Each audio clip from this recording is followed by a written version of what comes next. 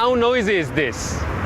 Today we are going to talk about microclimates and compare the noisy area in a city junction with the quiet city park.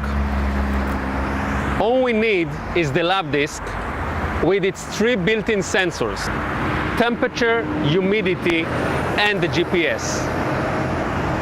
We will set the Labdisc to record these 3 sensors and simply walk from this point to the park.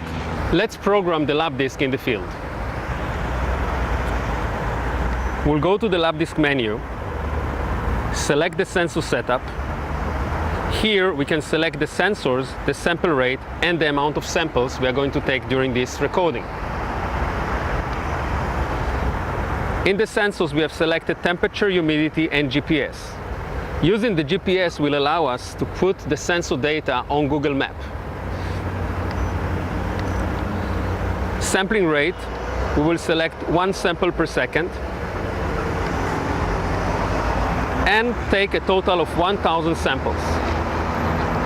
This is the GPS coordinates. This shows us exactly where we are on our planet. All we need to do is to press the run button, we'll start recording, and we are ready to go. We'll place the Labdisc in the bag with a special ventilation net, allowing the sensor to fill the environment. Okay, follow me.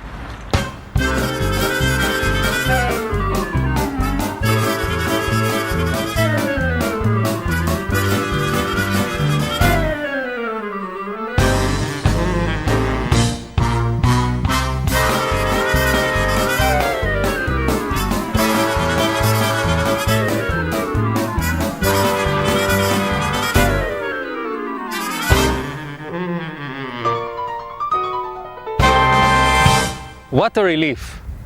We are in the park. You can really feel the difference. The temperature is a bit lower and the humidity is a bit higher. It's all because of the grass. It evaporates water, taking the heat from the environment.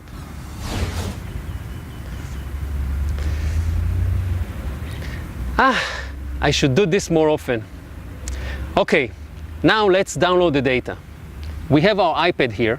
We communicate wirelessly with the Labdisc, so we can simply download the data. You can clearly see the graphs of the temperature and the humidity. This is the data we have collected along the way from the city junction to the park. As you can see, the temperature in the city junction was 30.48 degrees Celsius, while in the park it went down to 28.4. This is 2 degrees difference, which is amazing for just 400 meters of walk. The humidity started at 67% in the city junction, went up to 74.6 due to evaporations of the grass. We can also see a table of all the data we have collected. You can see the humidity, you can see the temperature, but also you can see the GPS data, longitude, latitude, speed and angle. But even more impressive is the map view. As we have a GPS, we can plot all the data we have collected over Google Maps. Look here, this is the park. This here is the junction. You can even see our walking speed from the city junction to the park. As you can see, it was 4 kilometers per hour. Let's see the temperature.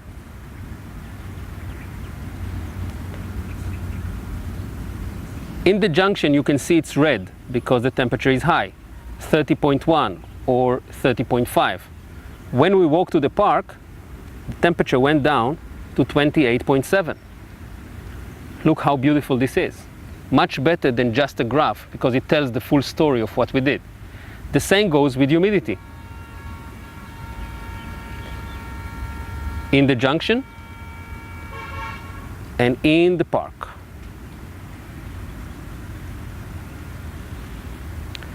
Now you can see that the parks are not important for producing oxygen for the city, but they also cool the city in hot summer days.